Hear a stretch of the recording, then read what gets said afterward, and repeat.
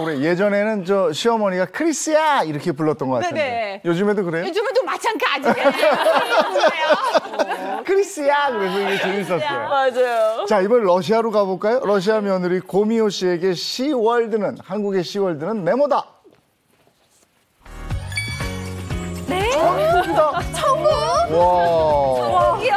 아니 어떻게 이럴 수 있어요? 그렇죠. 원래 판선이면 지옥이다라고 해야 되는데 근데 우리 엄마가 전사라서 전국이라고 부르는 거죠. 그래요? 저 정말 이게 빈말이 아니라 립 서비스도 아니고 정말 제 시어머니라고 한 번도 불러본 적이 없어요. 엄마를 그냥 엄마라고 불러요. 엄마.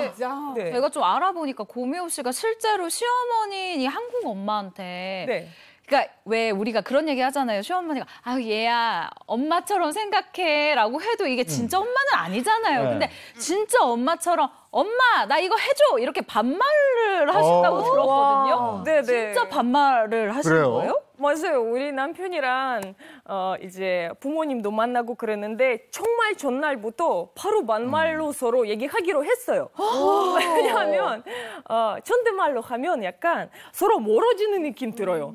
반말로 하면 정말 딸, 엄마 같은 사이 되니까 약간 정말 우리 사이가 깊다. 정말 편하게 엄마 왔어, 엄마 먹었어, 엄마 뭐 가져왔어? 약간 이렇게 편하게 엄마 대신에 나를 이제 딸, 이렇게 뭐 며느리 들어본 적이 없어요. 항상 미호나 딸 이렇게 부르고 그래서 미호 먹었어? 뭐 했어? 되게 서로 반말로 했어요. 편하게. 미호야 이러는구나. 근데 진짜 약간 다들 리액션이 그래요. 사람들이 이거 보면 와, 얘 싸가지 진짜 없다. 진짜 그래. 아니 정말 이렇게 느끼는데 그래서 나 한 번 나 잘못하고 있나?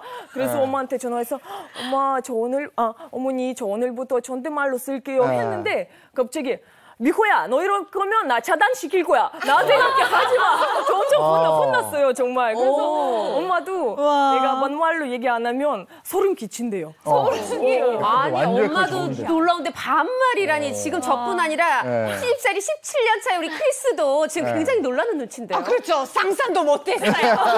아니 사실 제가 한국에 오자마자 어학단 들어가면서 거기 존댓말밖에 못 배웠거든요. 그래서 반말도 뭔지 몰랐어요. 네, 그냥 시간이 지나가다 보니까 반말도 알게 됐는데 시어머니랑 반말하는 거 상상도 못해요. 대단하십니다. 너무 편해. 해봐. 너무 좋아요.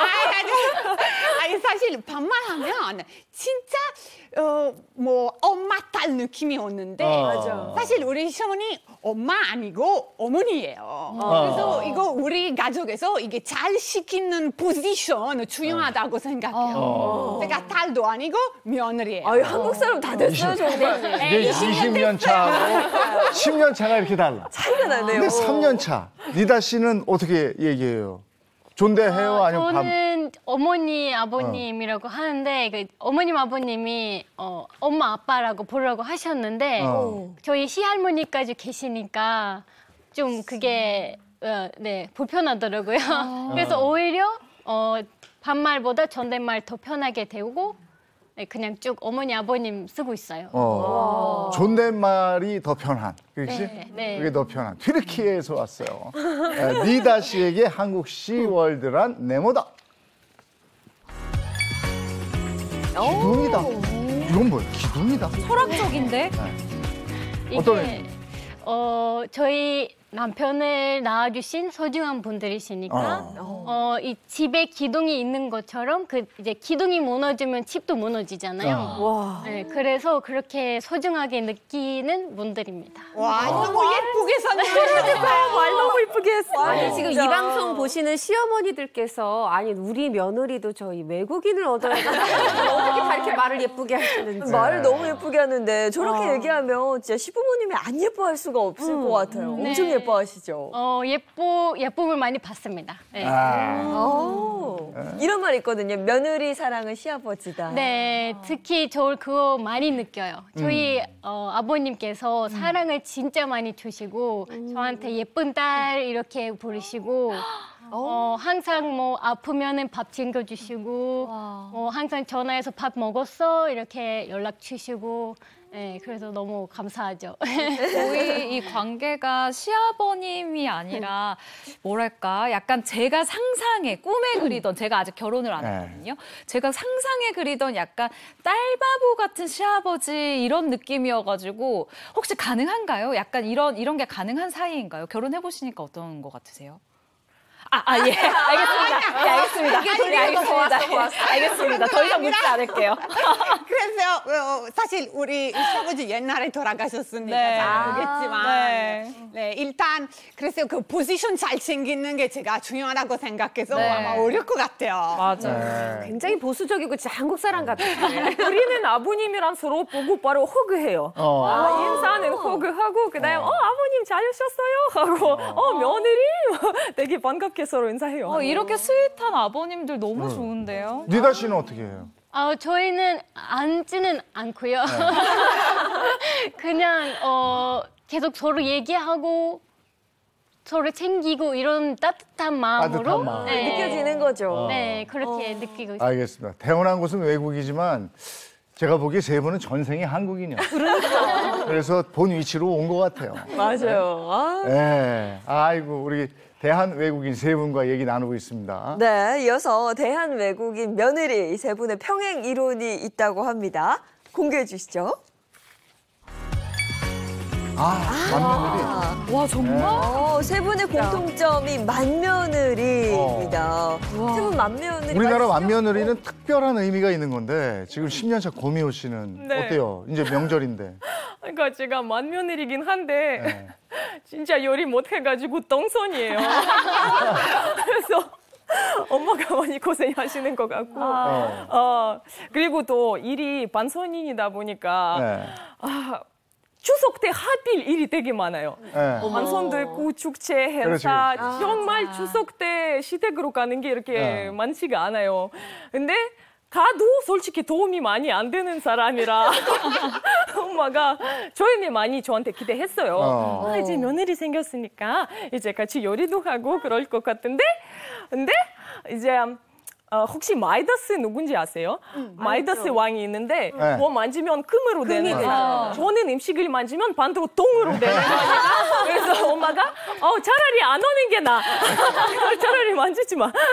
이렇게 돼가지고 이제 저한테 포기했어요. 사실 이해가요. 저도 좀 그랬어요. 네, 진짜 제가 요리 잘해서 한국에 오는 거 아니라 시어머니랑 같이 살면서 자연스럽게 배웠어요. 명절 음식 하세요 그러면? 그러면 아주 오박전, 녹두전, 납제, 나물 이거 시어머니랑 같이 잘 만들어요. 우리 시어머니 옛날에 가산 선생님이었어요. 그래서 잘 가르쳐줘요. 하나씩. 그런데 처음에 제가 너무 못해가지고 우리 시어머니 저를 보고 그래 안 도와주는 게 낫다. 가서 쉬어라. 맨날 내가 듣는 얘기. 그렇죠. 차라리 들어가 쉬어라. 그러나 공효 씨는 계속 안 할 것 같아요. 저 10년 됐는데도 하지 않고 쉬어라 하면 계속 쉴 것 같은 며느리인데. 근데 우리 어머니가 굉장히 마음이 넓으신 분이라 그래서 저 있는 그대로 받아주시는 것 같아요. 다른 거 잘 알고 있겠죠. 딱 그렇게 말해. 그랬죠? 다른 거 잘하니까 이거는 오케이. 괜찮아 이렇게. 괜찮아요. 받아줘요. 아니 니다 씨는 지금 한 두 번 정도 겪었나요? 추석, 설 이런 명절을? 제가 딱 오고 코로나19가 터져서 아직까지는 그 제사를 못 지냈어요. 차례를 못 지냈구나. 네, 그래서 그냥 어머니 집에 가서 같이 밥을 만들어서 그냥 그 가족끼리만 먹고 네, 이렇게 했거든요. 이번에는 한대요? 네, 이번에 해요. 내일 해요. 기대되나 봐. 와, 저 너무 좋아요. 기대돼요? 네. 근데 너무 저기 한 전 5시간 붙여보면 허리가 좀 부러져요.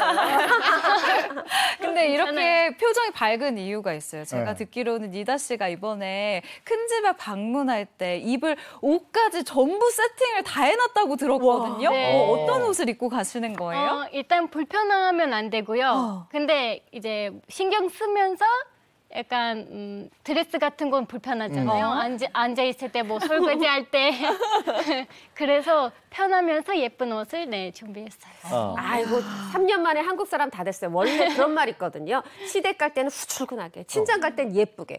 사실 그게 이중적인 게 아니라 친정 갈 때 후줄근하게 입으면 부모님이 속상하죠. 걱정하시니까. 맞아. 근데 진짜 시댁 갈 땐 솔직히 일하러 가는 거니까 좀 후줄근하게 입는데 아이고 며느리가 아주 잘 됐네. 어떡해요, 우리 니다 씨. 진짜 한국 사람 다 됐어요, 세 분 다. 근데 이렇게 한국 문화에 대해 잘 이해하지만 이것만큼은 정말 이해할 수 없다. 뭐 혹시 이런 게 있어요? 특히 명절 되면 왜 메뉴 똑같아요?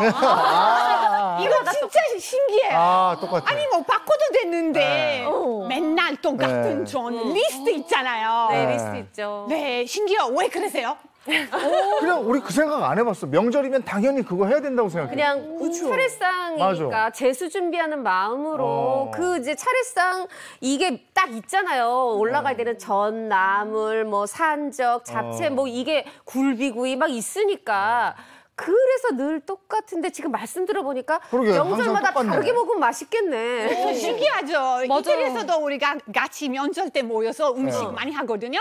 그런데 메뉴 똑같지 않아요. 파스타는 기본적으로 있을 거 아니에요. 파스타 항상 있긴 있어요. 이게 맞아요. 니다 씨는 우리 문화 중에 이건 신기하다 하는 건 뭐 있어요? 제사 지낼 때 네. 조상님들 먹을 음식을 이렇게 차리잖아요. 근데 그거를 이제 와서 이제 오시고 드신다고 하시잖아요. 근데 그거 차리고 저희가 먹어요. 그렇죠. 맞아요. 그렇죠. 그 오신 거 못 보고 네. 저희가 그걸 가져와서 먹어요. 그게 좀 신기했어요. 그럴 수도 있겠다. 근데 우리 한국에선 그걸 먹는 게 복을 받는 거라고. 음복이라고 그래요. 네네. 그렇게 생각하거든요. 그래서 근데 충분히 왜 그러지 하네요. 고미호 씨는요? 저 처음 들었을 때 제일 억울한 게 면철 할 때마다 무조건 시댁으로 가는 거. 일이 정해져 있어요. 집이 하나로. 맞네, 맞아. 그래서 딸도 귀하게 부모님들이 힘들게 키웠는데 왜 면철 때 무조건 와이프 부모님 집 아니고 왜 시댁으로 가는지. 맞아. 똑같이 써주는데 왜 그랬을까 생각했는데. 그 로테이션 해야 됐는데. 맞아요. 되게 잘 썼는데. 근데 제가 이 말을 할 수 있나 모르겠어요. 왜냐하면 제 부모님은 너무 멀리 살기 때문에 어차피 가지도 못하는데 나 무슨 불만이냐 생각해요. 그러니까 메뉴하고 가는 곳이 정해져 있는 거예요. 그러네요. 그러네. 음식은 니다 씨는 우리 그 차례 음식 중에 뭘 제일 좋아합니까? 제사 지내봤다니. 제가 다 좋아하는데요. 잡채를 너무 좋아해요. 잡채. 잡채 맛있죠. 예. 잡채를 또 잘 만들기도 하고 만들기도 잘 먹기도 해요. 잡채 뭐 들어가요? 지금 다 말할까요? 자신 있어. 고미호 씨는 뭐 제일 좋아해요? 저 술 잘 먹어요. 야, 그야말로 음복이네. 네, 음복이네. 술 좋아. 안주는 다 맛있으니까. 아니, 우리 청주도 좋아해요? 좋아하죠. 그래요? 한국에서 술이 굉장히 다양하고 다 맛있으니까 또 우리 엄마도 잘 드시니까 다 같이 그렇구나. 즐겁게 맛있게 먹고. 크리스티나 씨는 뭐 좋아해요? 제가 정 좋아요. 전 좋아해요. 전. 그래서 처음에 배웠던 거로 바로 오박정이었어요. 호박전. 오박전. 그리고 제가 잘해보려고 그냥 열심히 하고 있었는데 그냥 하다가 잠깐 보고 그냥 기다려도 되겠다. 수다 떨고 다른 데 봤다가 다시 가보니까 어머나 오박전 다 땄어요. 어색해요. 그거 한순간이에요. 맞아요. 그래도 잘 구우면 진짜 맛있어요. 정말 맛있죠. 우리 명절 문화가 이런 건 좀 이상했다 하는 거 지금 얘기해 주셨으니까 그러면 요런 문화는 참 좋더라 하는. 뭐가 있을까요? 많죠. 일단 한복. 한복. 제가 한복 한복 보기만 해도 행복해지는 거예요. 제가 옛날에 어렸을 때 생각했던 공주 옷. 공주 옷. 바비돌. 그래서 한복만 입으면 그냥 공주 되는 느낌이에요. 진짜 한복도 잘 어울리네. 괜찮죠? 이쁘죠? 너무 잘 어울려. 네, 한복도 좋은 이유가 배에 힘 안 줘도 되니까. 그래서 먹어도 제 안 나니까 너무 좋아요. 그래서 제가 한복 너무 좋아서 결혼하고 나서 항상 우리가 추석 때 되면 뭐 설날 때 되면 한복 입고 가족 사진 찍어요. 야, 그거 좋다. 네, 기념 사진. 너무 재밌죠? 고미호 씨는 어떤 문화가 좋아요? 제가 제일 좋은 게 추석 때 무조건 가야 되는 거 있어요. 무조건 아무리 바빠도 무조건 다 같이 모여야 되는 그 룰이 있어요. 이게 좋은 게 다들 삶에 바빠서 핑계 댈 수도 있어. 나 그때 일이 많아서 못 가겠다. 아니면 다른 약속 있어 못 가겠다. 이렇게 낼 수 있지만 한국은 아니고. 한국에서는 무조건 다 가 있어야 되니까 그래서 가족끼리 사이가 깊어져요. 자주 만나고 무조건 만나니까. 그래서 이 다들 지키는 그 룰이 너무 좋은 것 같아요. 이게 좋은 문화라는데 다들 여행 가고 안 가려고 그래요. 아니요. 뭔가 부끄러워지는 게 이렇게 대한 외국인 며느리분들은 우리 명절을 이렇게 좋게 소중히 생각하는데 정말 말씀하신 것처럼 우리는 어디 그날 여행 가고. 니다 씨는 이번이 코로나 이후에 처음 맞는 명절이잖아요. 네. 이번 명절에서 기대하는 우리나라 뭐랄까 문화 이런 거 있어요?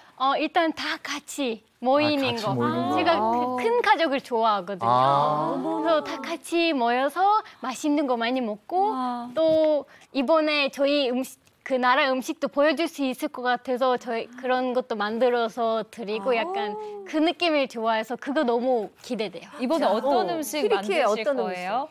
제가 그 빵을 만드는 거 좋아하는데 네, 트리키예식 이렇게 빵이 많거든요. 그래, 그거 뭔지 알아.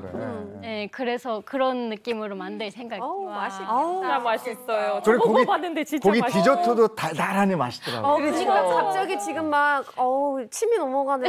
그리고 저도 같은 며느리로서 반성하게 됩니다. 니다 씨 말 들으니까. 근데 요즘 세 분은 혹시 뭐 고민이나 뭐 이런 거 있을까요? 고민 없는 사람이 있나요? 다들 고민 있죠. 특히 우리 남편이 너무 어려 보여서 제가 스트레스 받아요. 진짜요? 사실 저보다 3살 오빠인데 사람들이 보면 그냥 제가 누나라고 생각해요. 어머나. 그런데 제가 이태리에서 되게 어리게 보이는 병인데 남편이 때문에 늙어 보이는 거예요. 억울하다. 그래서 제가 고민했어요. 왜 그랬을까요? 왜 우리 남편이 그렇게 어려 보였을까요? 고생이 안 시켜서. 부인을 잘 만나는. 그렇죠. 고생 안 시켜서 주름이 안 나와요. 그렇죠. 고생 더 많이 시켜야 되는데. 아니, 고미호 씨도 남편을 처음엔 동생으로 봤다면서요? 네, 우리 클럽에서 만났거든요. 그래서 소개받았는데 이제 아는 오빠가 여기 미호, 여기 태기 이렇게 서로 소개했는데 너무 어려 보여요. 정말 어떤 애기 나한테 왜 가져왔을까? 애가 이렇게 어린데 내가 무슨 말 해야 되나? 근데 갑자기 남편이 연락처 좀 알려주시면 안 될까요? 뭐 그러니까 그래서 가불지 마. 누나한테 왜 이래?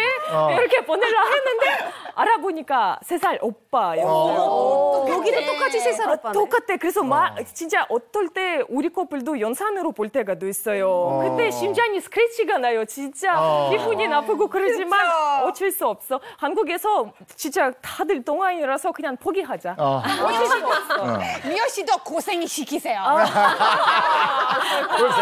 그럴까? 고생해야 주름이 좀 늘어요. 근데 첫 만남부터 결혼까지 100일. 그렇죠? 네네네. 많이 사랑했던 거예요. 뭐 지금도 사랑하겠지만. 미쳤나 봐요. 아니, 시어머니 반대는 없었어요? 있었죠. 솔직히 부모님 입장에서 이렇게 소중하게 아들 키웠는데 아들이 갑자기 허락도 없이 100일 만에 혼인신고 해버려요. 당연히 어머니가 많이 반대했죠. 아들한테 전화해서 이제 인연 끊고 살자. 이제 서로 그냥 모르고 이런 게 아니다. 이천도 심했는데 근데 정말 운 좋게 아버님 저한테 사랑에 빠졌어요. 어머나. 시댁 번 가는데 그때 엄마가 나오지도 않았어요. 얼굴도 안 보려고. 진짜 화나셨네. 근데 아버님 저를 보자마자 뿅! 나를 보고 너무 좋다. 저는 역시 시아버지 제가. 그래서 엄마를 좀 우리 한 팀으로 돼서 엄마를 여기저기 이렇게 설득한 거죠. 아이고야. 네, 근데 저는 사실 당연히 미호 씨가 시어머니와 이렇게 반말로 이렇게 너무 잘 소통을 하는 걸 보고 시어머니가 먼저 하트가 뿅 생긴 사이인 줄 알았거든요. 그런데 이 시어머니의 마음을 확 사로잡은 비결이 다름 아닌 소주라고 하더라고요. 아니 소주를 얼마나 잘 드시길래 시어머니의 마음을 이렇게 확 사로잡으신 거예요. 소주가 마술이에요. 왜냐면 마술이요? 원래 약간 서로 불만이 있거나 허한하거나 그런 기분 나쁜 일이 있으면 말 쉽게 안 나와요. 근데 소주 한 잔 한 순간에 마음이 열어주면서 말 다 나오기 시작하잖아요. 그래서 우리 엄마랑 그냥 서로 둘이서 딱 앉아서 그런 테이블 앞에서 딱 앉아서 소주 몇 잔 하고 이제 얘기 다 하자. 그래서 서로 얘기 다 했어요. 엄마도 마음이 얼마나 아팠는지, 얼마나 걱정했는지, 왜 이렇게 반대하셨는지. 저도 엄마 미안하다 했죠. 결국은 이제 이 테이블에서 일어났을 때 벌써 엄마 달 됐어요. 어머나. 열심히 잘 마셨구나. 아니, 저 주량이 잘 맞아서 좋아. 주량이 잘 맞아서. 주량이 얼마나 돼요? 무한리필이에요. 우리 엄마랑 정말 술을 진짜 무섭다. 주량을 모른다. 이게 약간 기분 탓인 것 같아요. 기분 좋은 날에 그냥 진짜 일어나라고 할 때까지 술 먹을 것 같아요. 이런 거 알잖아요. 친척들끼리 이렇게 술 먹고 있으면 한 명씩 빠지는데 결국 우리 엄마랑 둘이 남아있어요. 왜요? 세다. 술 친구네, 술 친구. 그렇죠. 그때 남편 욕도 하고 얼마나 재밌어요. 아니 어머니가 진짜 대단하시네요. 그러니까요. 근데 저는 미호 씨가 만남부터 결혼까지 100일 굉장히 빠르다고 생각을 했는데 니다 씨는 더 대단하던데요? 왜요? 초고속 결혼이 만남부터 결혼까지 33일이거든요. 네? 33일? 성격이 급하네요. 이게 사실은 남편이랑 알게 된 지는 그 1년 넘게 알게 되었었는데 실제로 얼굴 보는 거 총 33일이에요. 네, 그래서 고속 결혼 맞죠. 얼마나 잘생겼길래. 아니 그럼 1년은 연락을 하다가 얼굴을 본 날부터 33일 됐을 때 예식장에 서 있었던 거예요? 아니요. 이게 처음에 남편이 저보러 터키로 왔어요. 왔어요? 네, 터키로 와서 3일 지나고 한국으로 다시 돌아왔는데 저도 몇 개월 좀 지나서 한번 가봐야겠다 해서 한국으로 한 달 지냈어요. 한국 와서. 그런 김에 이제 한 달 3일 해서 33일. 한국 온 지 한 달 만에 한국 며느리가 되겠다 이렇게 생각하신 거네요? 이 사람이다. 네. 천생연분이네. 운명이다, 운명. 이거 전생에 한국인이었다. 그러니까 원래 또 돌궐, 이 트리키예가 돌궐이라고 우리의 또 진짜 맞아요. 형제 나라여서 네. 전생에 부부였나. 성격이 한국 사람들처럼 화끈하고. 아니 근데 그때 결혼할 때가 19살이라면서. 네, 맞아요. 만 19이었어요. 네. 그래서 한국에서 막 이제 20살 되자마자 1월에 혼인신고를 했어요. 이게 너무 어린 나이라 걱정하지 않았나? 걱정을 안 했어요. 솔직히 트리키에서도 대부분 사람들이 이제 일찍 결혼하는 편이에요. 저희 엄마도 저를 19에 낳으셨어요. 그러셨어요? 네. 그래서 그냥 이 사람을 놓치면은 안 되겠다 해서 그때 이제 나이 상관없다고 생각해요. 또 결혼해도 되겠다는 느낌이라서. 딱 왔어요. 야, 사실 이 사람 놓치면 저 사람도 있는 건데. 이다 씨가 본인이 얼마나 예쁜지를 몰라서 빨리 결혼하고 방송 전에 얘기를 해봤더니 제가 올리비아 하세 닮았다 했더니 나이가 이제 어리다 보니까 올리비아 하세를 모르더라고요. 몰라요. 그런데 본인 얘기가 그 다음이 충격이에요. 본인이 튀르키에서 그렇게 예쁜 축이 아니라 한 보통 정도라는 거예요. 그래요? 그래요? 네. 예쁜 분들이 되게 많으세요. 아니, 내가 20대 때 튀르키예 갔었어야 되는데. 약간 늦었어요. 늦었어요. 지금 많이 늦었어요. 아니 미호 씨도 본인이 심지어 러시아에서 못생긴 축이라고 하더라고요. 맞아요. 못생겼는데 여기 이쁜 척하고 있습니다. 너무 예쁘네. 야, 세 분은 너무 예쁜데. 내가 20대에 갈 나라가 많았구나. 너무 예쁜데. 그러니까요. 너무 한국에만 있었어. 아니, 근데 니다 씨 시할머니 계시다고 했잖아요. 네네. 이제 슬슬 아기 얘기하실 텐데, 그렇죠? 맨날 듣죠. 네, 그 얘기를 맨날 듣고 있어요. 이제 그게 또 이해 가요. 이제 시할머니도 손주 보고 싶고 어머니도 손주 보고 싶고 또 저희 남편이 아들 하나거든요. 그래서 그럴 수도 있겠다 생각하고 저희 부모님 쪽에서도 요즘 시작했어요. 언제 생각이 있냐. 아니 근데 저는 정말 대단하다고 생각을 하는 게 제가 올해로 저는 토끼띠거든요. 저는 37살인데 저보다 훨씬 어른이라는 생각이 드는 게 평생 함께할 사람이다라는 이런 확신을 갖는다는 것도 정말 대단하고 나라를 바꿔서 결혼을 한다라는 것도 정말 이건 엄청난 용기잖아요.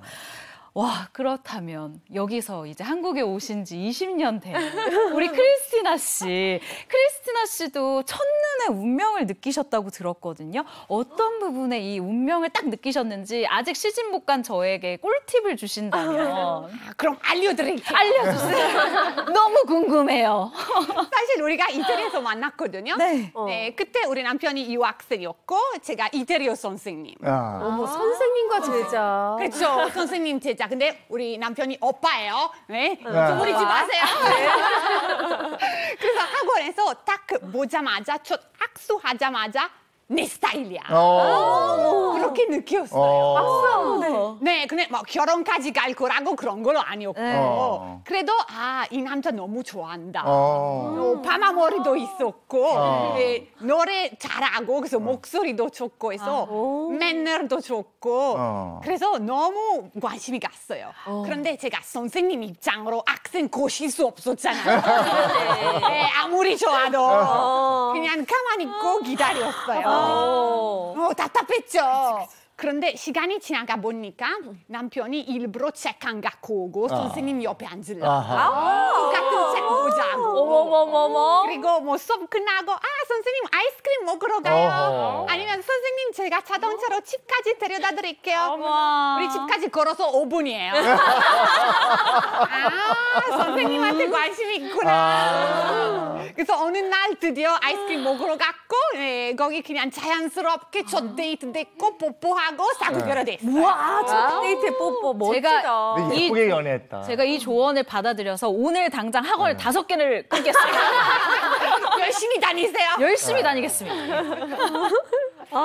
아니 그런데 크리스티나 씨도 시어머니가 반대하셨는데 그 반대를 뚫고 결혼하셨다고 들었어요. 맞아요. 잘 들었어요. 네. 사실 거기에서 우리 시어머니가 저를 개인적으로 싫어하는 거 아니라 외국인이라서 좀 많이 걱정했어요. 그때 17년 전 얘기하면 그때 외국인 며느리 많지 않았어요. 그리고 그 문화 차이도 있고 우리가 여기서 살게 되면 가족이란 떨어져도 있고 그냥 부모님이 못 만나게 되고 해서 많이 걱정하고 그래도 우리 남편이 머리 잘 썼어요. 우리 남편이 그래요. 그럼 어머니 싫어하시면 제가 크리스티나가 이태리 보내고 평생 알콩달콩 우리 엄마랑 같이 살 거예요. 그래서 우리 시어머니 깜짝 놀라서 알았어 결혼해라. 반협박을 했구나. 그렇죠. 근데 사실 제 예비 시어머니 입장에서 정말 며느리가 미워서가 아니라 사실 그 아들 키울 때 정성이 사실 아빠보단 좀 더 하거든요. 그러다 보니까 여기 지금 미호 씨도 그렇고 다 엄마 쪽이 반대한 그 마음이 이해가 되는 게 그것만 조금 생각해 주세요. 그냥 키울 때 진짜 정성 들여 키웠어요. 그렇죠. 이해가 가죠 사실. 그리고 제가 개인적으로 싫어하는 거 아니니까 괜찮아요. 그래. 자, 이렇게 사랑을 쟁취해서 결혼을 한 세 사람인데 또 다른 평행 이론이 있답니다. 뭔지 보죠. 시댁살이 해봤다. 이거야 뭐 지금 쭉 얘기가 갔어. 시댁살이? 이 두 분은 그랬는데 지금 니다 씨는 그럼 시할머니 계시던데 따로 살면서 가끔 인사하러 가는 그런 게 아닌 거예요? 네, 저희가 솔직히 제가 결혼하러 왔을 때 그 남편 집으로 들어갔어요. 이제 결혼식도 해야 되고 시간 좀 필요해서 그러다 보니까 1년을 같이 살았어요. 그래서 그렇게 잘 한 것 같아요. 미호 씨는요? 제가 아기 낳고 나서 엄마랑 같이 6개월도 난 살았어요. 엄마가 우리 집 와서 이제 육아도 같이 하고 운동도 같이 했어요. 제가 임신하면서 30kg 쪘어요. 그래서 제가 일이 또 반선인이다 보니까 이게 몸 관리를 빨리 들어가려고 했고 그리고 하필 그때 엄마가 퇴사해서 이제 엄마도 맞이 프로필 찍으려고 운동하고 싶은 거예요. 근데 더 좋은 게 남편이 트레이너 자격증이 있습니다. 집에 헬스장이 있어요. 그래서 남편이 우리 스파르타식으로 둘 다 운동시킨 거예요. 그래서 같이 요가도 하고 운동도 하고 네, 소주는 그때 못 먹었어요. 그때 운동하니까. 바디 프로필 찍어야 되니까. 아, 네네. 엄마는 결국 찍었어요. 네. 대단하시다. 그래서 이렇게 군살이 하나도 없으시구나. 네, 남편이 열심히 제 관리를 하고 있습니다. 아니 근데 시어머니랑 운동메이트가 된다? 이거 사실 보통 일이 아니잖아요. 아니, 솔직히 왜 운동해? 뭐. 그러니까 이거 정말 엄마 딸 이상인데요. 진짜 꿀팁. 왜냐하면 혼자 운동할 때 힘든데 둘이서 하면 경쟁이 돼요. 누가 더 살 많이 뺄래나, 누가 더 열심히 땀 흘리나 서로 우리 러닝머신 대결도 했어요. 제가 3km 치면 엄마가 3.5, 나는 그 다음 날 4km 치고 엄마는 4.5 이렇게. 아니, 그런데 보세요. 여기 17년, 여기 3년인데 사실 6개월 살았던 거거든요. 만약에 다시 살 생각도 있어요, 엄마랑? 저 하고 싶은데 엄마 안 올 것 같아요. 엄마가 힘들었어. 엄마 힘들었어. 너무 힘들어서 안 올 것 같아요. 왜냐하면 우리 집에서 또 제가 요리 안 하니까 또 그리고 관리를 하니까 집에 닭가슴살밖에 없어요. 제가 그 이유식은 아기 위해서 만들긴 하지만 요리는 웬만하면 많이 안 해요.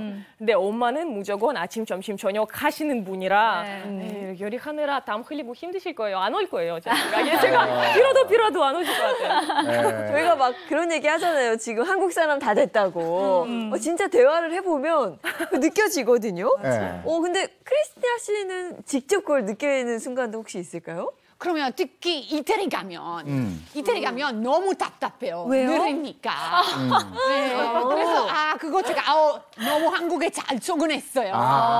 아니면 그 1+1 있잖아요. 1+1만 보면 어머나 싸야 되겠다. 저도 모르게 그냥 지갑 열어요. 네, 이거 한국 아줌마 다 됐구나. 그런데 처음에는 이 외국인 입장에서 빨리빨리 이거 빨리빨리 해줘. 이거 좀 놀랍지 않아요? 좀 부담스러울 것 같은데. 힘들었어요. 제가 힘들었어요. 이태리에서 조금은 여유가 있잖아요. 맞아. 네, 조금은 느리게 하면 이렇게 잘 지나가는데 한국에서 24시간이 일해야 될 것 같은 느낌이었어요. 네, 스트레스였는데 지금 이태리 가면 너무 느리니까 안 맞아요. 특히 은행 가면 뭐 우체국 가면 그래. 관공서에서. 그렇죠. 이태리 직원들이 이렇게 쭉쭉 한국에서 은행 가면 우체국 가면 한국 직원들이 이렇게 하는 거잖아요. 맞아. 그게 답답하다고 그러더라고요. 고미호 씨는 어때요? 저 눈치 빨라졌어요. 저 원래 진짜 눈치 없는 사람이었는데 한국에 와서 정말 눈치 없이 살았어요. 예를 들면 엄마가 여행 갔다 오면 아무것도 사오지 마. 그러면 나는 안 사왔어요. 그냥 사오지 말라고 하니까 엄마 말 잘 들어야지 하고 그렇게 살아왔는데 나중에 알아보니까 좀 섭섭하실 수도 있는 상황이에요. 그래서 이렇게 배우면서 결국 눈치 빨라졌어요. 엄마가 전화하잖아. 우리 손주가 본 지 오래됐다. 이게 그냥 얘기 아니라 손주 들고 빨리 시댁으로 가야 되는 얘기예요. 이제 깨달았어요. 그 어간의 의미를. 그렇죠. 니다 씨는 있게 됐네. 니다 씨는요? 저는 밖에서 남편이랑 돌아다닐 때 가끔 이제 외국 분들 보면은 오빠 외국인이야 이렇게 말해. 남편이 너도 외국인이야. 나도 그랬어. 나도 그래. 그렇게까지 되는구나. 근데 제가 볼 때는 세 분 다 너무나 예쁜 외국인이시거든요. 근데 니다 씨는 그 물건을 살 때 또 가격 비교를 그렇게 또 꼼꼼히 하신다고 들었어요. 네, 저는 함부로 사진 않아요. 마트 가서도 계속 인터넷으로 보고 있어요. 마트에서 또 인터넷에서 뭐가 더 싼지 그거 가격 비교하면서 그렇게 사거든요. 최고의 주부예요. 아니 세 분 다 너무 알뜰할 것 같아요. 지금 이제 벌써 시간이 이렇게 됐어요.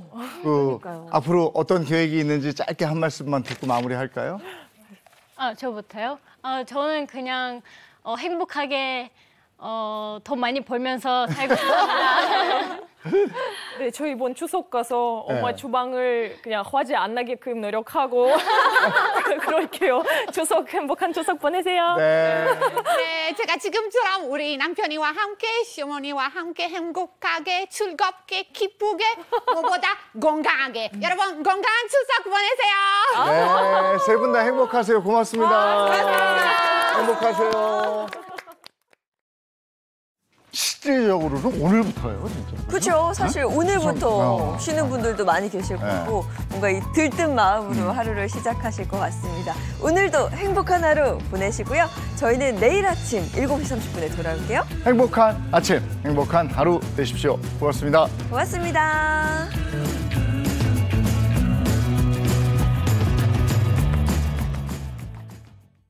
채널 A